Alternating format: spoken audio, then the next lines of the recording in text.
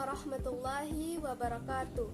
Perkenalkan, saya Syarifah Adila dengan NIM 2119059.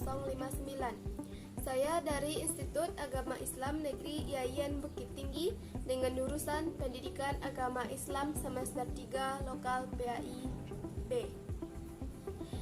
Tujuan saya membuat video ini yaitu untuk memenuhi tugas ujian akhir semester Manajemen Pendidikan dengan dosen pengampu Ibu Dr. Sito Rahmana MA.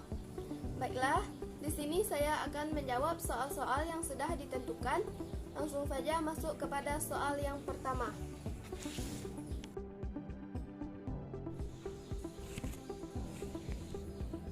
Pertanyaan pertama yaitu, pendidikan di Indonesia terkesan lebih mengedepankan teoritis daripada aplikatif.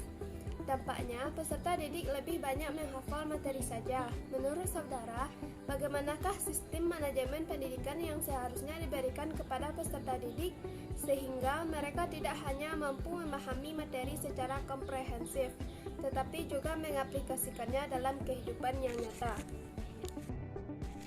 Jawabannya pertama yaitu, ya, memang benar pendidikan di Indonesia itu lebih mengedepankan teoritis daripada aplikatif.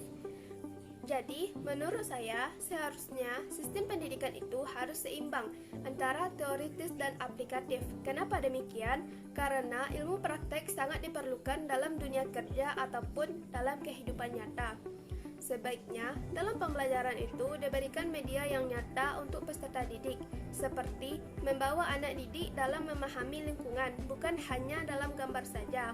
Seperti dalam pembelajaran IPA, anak diminta turun langsung ke dalam lingkungan untuk melihat bagaimana tumbuhan itu hidup dan apa saja jenis-jenis serangga yang ada pada tumbuhan tersebut.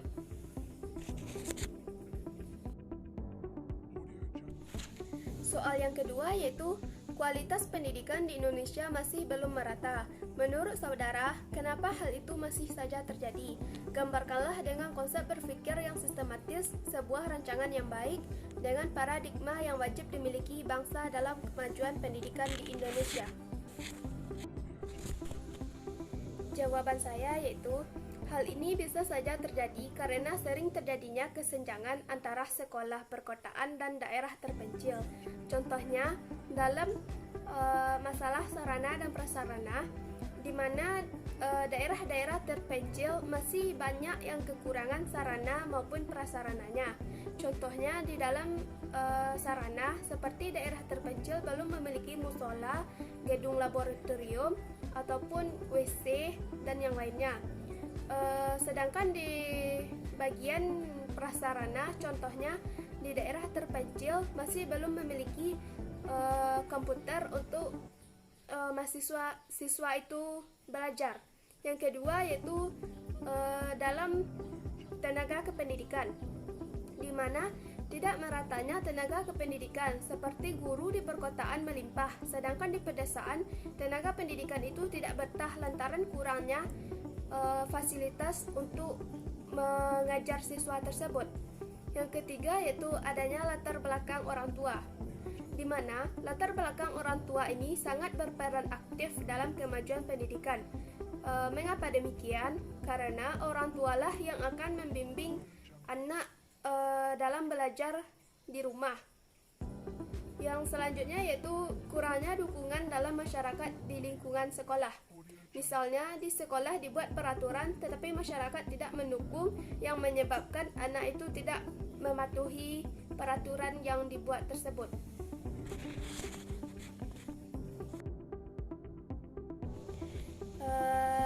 Soal yang ketiga yaitu, gambarkanlah dengan konsep berpikir yang progresif dan inovatif tentang hubungan lembaga pendidikan dengan masyarakat sehingga pendidikan di Indonesia berperan penting dalam menghasilkan sumber daya manusia atau SDM yang berkualitas terhadap pembangunan dan kemajuan bangsa ini.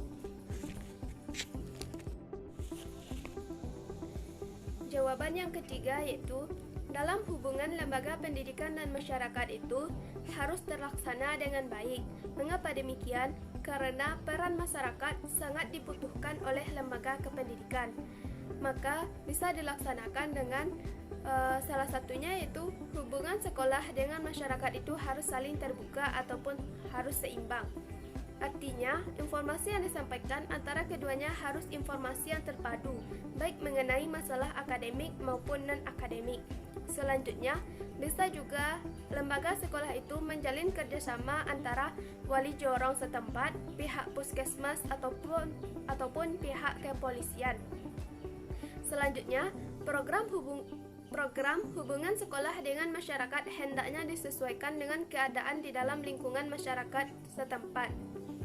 Selanjutnya, memberikan kegiatan pemberian informasi secara menyeluruh, misalnya program ekstrakurikuler, kegiatan kurikuler, dan kegiatan yang ada lainnya. Dan informasi itu pun harus lengkap, akurat, ataupun up to date atau yang terbaru.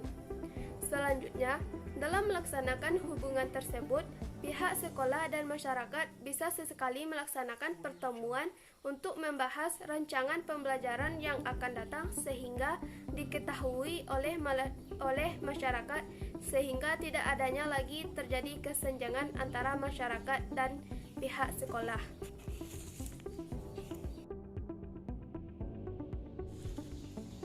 Lanjut ke soal yang nomor 4, yaitu selama ini kita lihat pengaruh kepemimpinan dapat memperkuat proses manajemen pendidikan. Hal ini tidak terlepas dari visi misi yang disusun dan dilaksanakan dengan baik. Namun, ternyata ada juga seseorang pemimpin yang tidak memadukan visi misinya, hanya mengandalkan kekuatan kepemimpinannya saja, tetapi berhasil juga dalam mewujudkan manajemen pendidikan yang bagus. Nah, bagaimana saudara memandang hal ini? Karena sejatinya keberhasilan kepemimpinan seseorang pemimpin sangat berpengaruh besar dalam suatu manajemen pendidikan.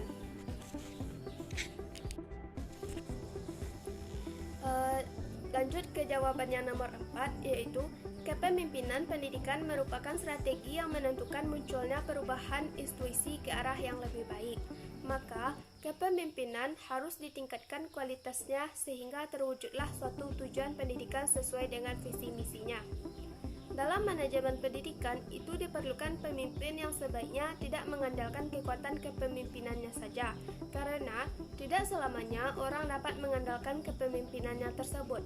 Dalam pemimpin sebaiknya melaksanakan visi misinya, tetapi tidak semua visi misi dapat terjalankan dengan baik, karena ada saja hambatan dalam menjalankan hal tersebut. Jadi, dalam meminimalisir hambatan tersebut, pemimpin harus mempunyai planning yang lain yang dapat mengatasi hambatan-hambatan tersebut agar sesuai dengan visi misinya tersebut.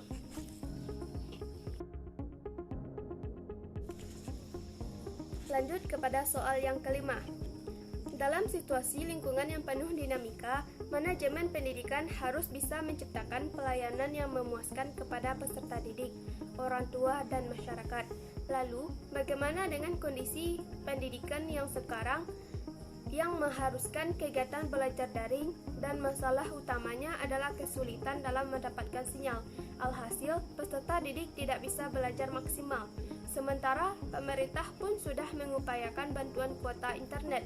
Padahal, salah satu prinsip utama supervisi pendidikan adalah bukan mencari kesalahan, tetapi mencegah kesalahan. Sebagai orang yang terdidik, bagaimana pandangan saudara mengenai hal ini? Dan apa yang bisa saudara kontribusikan melalui pemikiran saudara?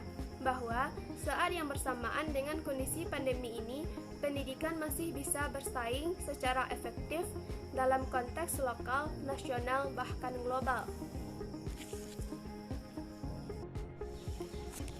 Selanjutnya, jawaban yang kelima yaitu pada masa pandemi ini, memang pendidikan harus tetap dijalankan sehingga pemerintah harus memahami kondisi anak didik tersebut. Selanjutnya, sebagai seorang guru bisa melaksanakan pembelajaran dengan anak didik yang tidak ada sinyal dengan melaksanakan belajar dengan sistem shift, bisa juga dengan pembelajaran jarak jauh atau PJJ. Dengan mendatangi rumah anak didik tersebut agar pembelajaran tersebut masih tetap bisa dilaksanakan. Contohnya bisa dengan mengumpulkan 3-5 orang anak dalam sekali pertemuan. bisa juga anak disuruh datang ke sekolah untuk mengumpulkan tugas dan menerima tugas selanjutnya agar anak tersebut tidak ketinggalan pelajaran. Selanjutnya, bisa juga dengan cara orang tua yang datang untuk menjemput tugas anak, karena orang tua bisa menghindari virus tersebut, dan orang tua pun bisa mengarahkan anak dalam belajar di rumahnya masing-masing.